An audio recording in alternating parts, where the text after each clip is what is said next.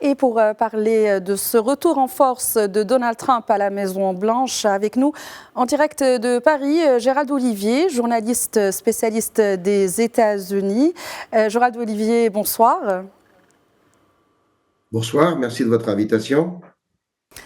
Alors, merci à vous de l'accepter. Alors, tout d'abord, un mot sur cette grande cérémonie d'investiture. On a entendu tout à l'heure le sujet prévu demain au sein et à l'intérieur du Capitole. Est-ce que c'est d'usage dans la politique américaine et qu'est-ce qui caractérise justement cette cérémonie prévue demain ?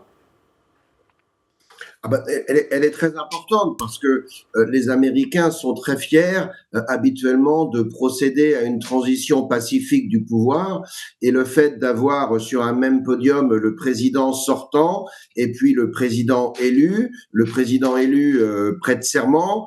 Juste avant la cérémonie, le président sortant et le président élu se rencontrent à la Maison-Blanche, ils prennent le thé à l'invitation de celui qui s'en va et à l'issue de la cérémonie, bien le président élu qui a prêté serment commence à être très actif et l'un de vos reportages a souligné que dès demain après-midi, Donald Trump risquait ou avait pour intention de signer un certain nombre de décrets pour mettre en place un certain nombre de politiques.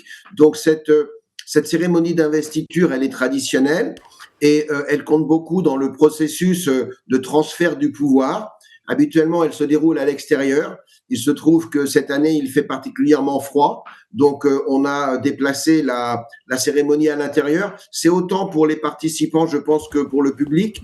Parce que pour le public, il y a souvent des heures d'attente. Et quand les gens viennent très, très nombreux, par dizaines de milliers, quand il fait moins 10 dehors, c'est pas forcément toujours facile. Donc, je pense que par sécurité, les autorités ont voulu mettre tout ça à l'intérieur, faire que d'autres lieux de rencontre aient lieu. Il y aura notamment, et il y a aujourd'hui en particulier un grand meeting dans une arène couverte de Washington DC.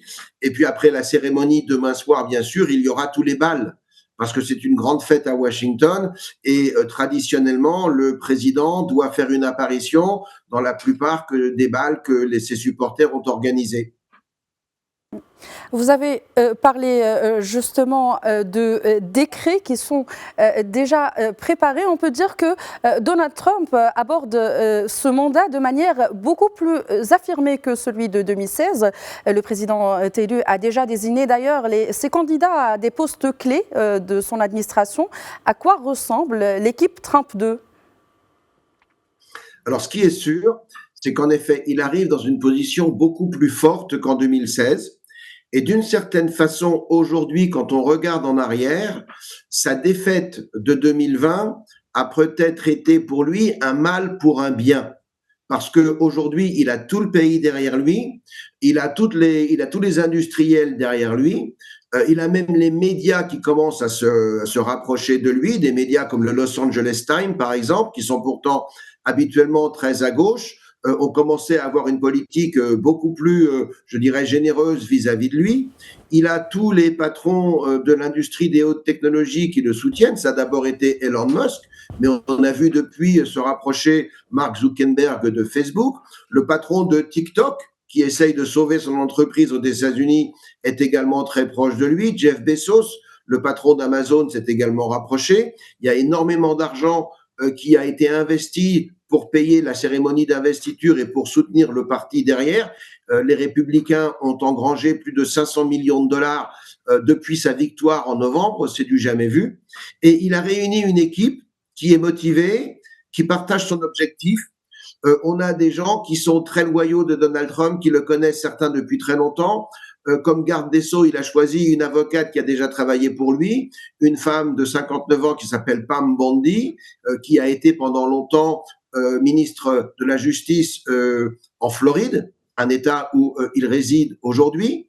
Comme secrétaire d'État, il a choisi Marco Rubio, qui est également sénateur de Floride, quelqu'un qu'il connaît très bien.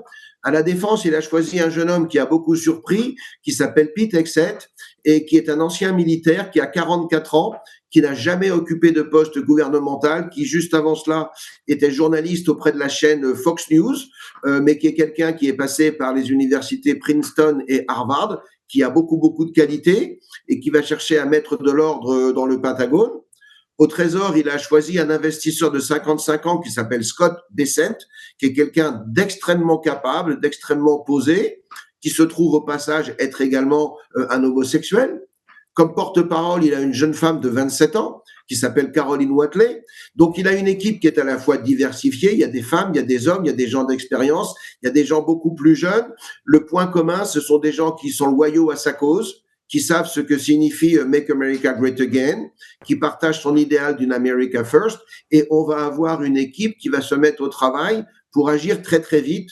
Et les premiers 100 jours de sa présidence risquent d'être des 100 jours, je dirais, inspirés de ceux de Franklin Roosevelt en 1932, durant la Grande Dépression, des journées qui cherchent à transformer véritablement l'Amérique pour mettre en place ce fameux programme de Make America Great Again. Et en tout cas, Donald Trump a choisi cette fois des gens qui croient en lui, qui croient en ses projets et en la vision, sa vision des États-Unis et non seulement du Parti républicain. Maintenant, le travail va commencer. Quels sont aujourd'hui, à votre avis, les grands dossiers, les dossiers urgents qui attendent le 47e président des États-Unis et son équipe? Alors, il y a 4 urgences. Il y a 4 piliers à l'action de Donald Trump. La première urgence et le premier pilier, c'est la question de l'immigration illégale.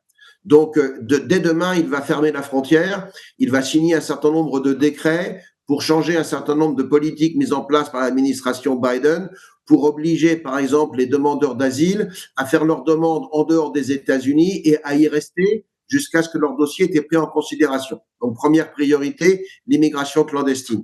Deuxième priorité, relancer l'énergie, relancer la production énergétique des États-Unis, relancer les énergies fossiles, c'est-à-dire le pétrole et le gaz naturel, et travailler à un mix énergétique complet qui inclut les énergies renouvelables, mais qui ne s'y limite pas et qui passe peut-être même par une relance du nucléaire.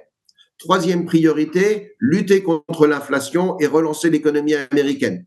Donc là, ça va passer par un certain nombre, je dirais, de réglementations qui vont être éliminées pour faciliter la création d'entreprises, faciliter la création d'emplois, faciliter la production de biens aux États-Unis et qui s'accompagneront sans doute d'une politique tarifaire pour protéger à travers des tarifs douaniers la production américaine et relancer la production industrielle. Et puis, quatrième priorité, bien entendu, c'est nettoyer Washington. Nettoyer Washington, ça veut dire éliminer toute une bureaucratie qui a mis en place les politiques woke, comme on a vu tout au long de l'administration Biden et avant. Et puis, c'est également éliminer tous les fonctionnaires qui ont participé à la politisation de l'administration américaine, notamment au sein du FBI, notamment au sein du ministère de la Justice et ailleurs, au sein d'un certain nombre d'agences, y compris d'ailleurs les services fiscaux de l'IRS, qui ont utilisé le pouvoir qu'ils avaient en tant que membres du gouvernement pour nuire et mettre en difficulté les membres et les supporters du Parti républicain et du Parti conservateur. Donc, on risque de voir un gros nettoyage à Washington et ça risque de se passer, je dirais, pas forcément très facilement parce que la bureaucratie, inévitablement, va résister. Mais les 4 priorités, elles sont là. L'immigration clandestine, l'énergie, l'inflation et l'économie, et puis drain the swamp, comme disent les Anglais, nettoyer Washington, assécher le marais. Alors justement, Gérard Olivier, vous avez parlé d'immigration. Donald Trump a annoncé des opérations anti-migrants d'ampleur dès son investiture. On le disait tout à l'heure, un sondage effectué conjointement par le New York Times et Ipsos révèle que 87% des personnes sondées, dont des démocrates, soutiennent justement la politique d'expulsion des migrants illégaux que Trump a promis.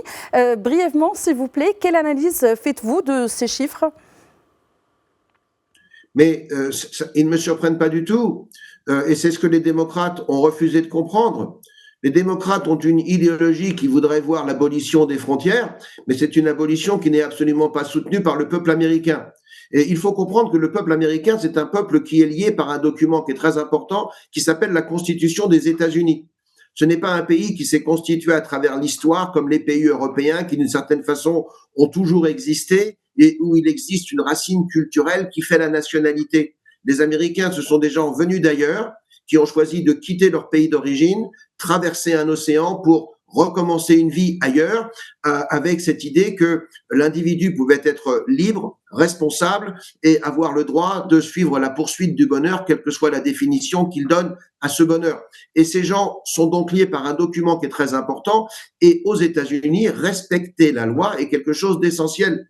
Donc considérer que quelqu'un qui va entrer aux États-Unis et qui va commencer par bafouer les frontières, violer la loi, en rentrant illégalement aux États-Unis, peut espérer s'intégrer de manière normale, ce n'est absolument pas possible. Et donc, il y a toujours eu un sentiment majoritaire aux États-Unis pour faciliter l'immigration légale, mais s'opposer à l'immigration clandestine. Et jusqu'à Barack Obama, jusqu'aux années récentes, l'immigration clandestine, même les démocrates y étaient opposés. Relisez les discours d'Hillary Clinton, de Bill Clinton quand il était président. Hillary Clinton elle-même en 2006 avait voté une loi pour réduire l'immigration clandestine. Et puis tout d'un coup, quand Trump est arrivé, parce que Trump avait des Gérald propos qui avaient un Olivier, relent raciste, les démocrates ont changé de position. Mais l'Amérique, elle, non. Donc elle soutient cette lutte contre l'immigration clandestine. Gérald Olivier, nous sommes rattrapés par le temps. Je rappelle que vous êtes journaliste spécialiste des États-Unis. Merci d'avoir répondu à nos questions aujourd'hui. Merci de votre invitation. Bonsoir.